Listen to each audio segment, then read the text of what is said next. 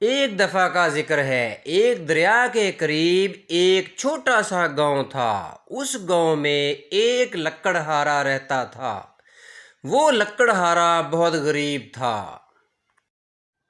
وہ دریا کنارے جنگل میں جاتا اور وہاں سے لکڑیاں کاٹ کر لے کے آتا اور اپنے گاؤں میں آ کے ان کو فروخت کر کے اپنے بیوی بچوں کا پیٹ پالتا تھا۔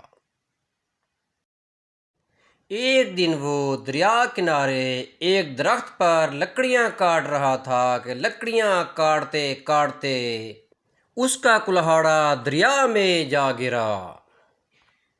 اب لکڑہارا بہت پریشان تھا کہ اگر اس کو کلہاڑا نہ ملا تو وہ لکڑیاں کیسے کاٹے گا اور اپنے بچوں کا پیٹ کیسے پالے گا۔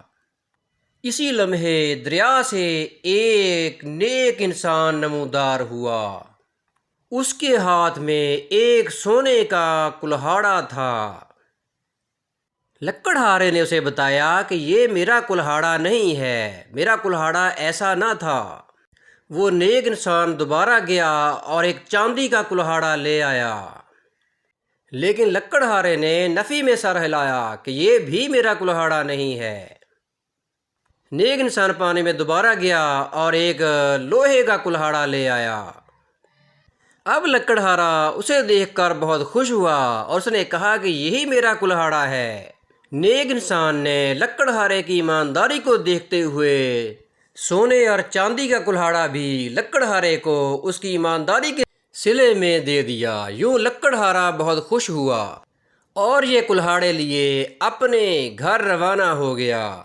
آج لکڑہارا بہت خوش تھا۔ وہ اپنے کمرے میں بیٹھا تھا، اس کے سامنے سونے، چاندی اور لوہے کا کلہاڑا موجود تھا۔ اس کو اس کی ایمانداری کا صلہ ملا تھا۔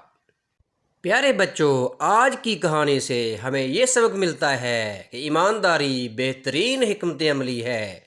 ہمیں بھی ہر معاملے میں ایمانداری سے کام لینا چاہیے۔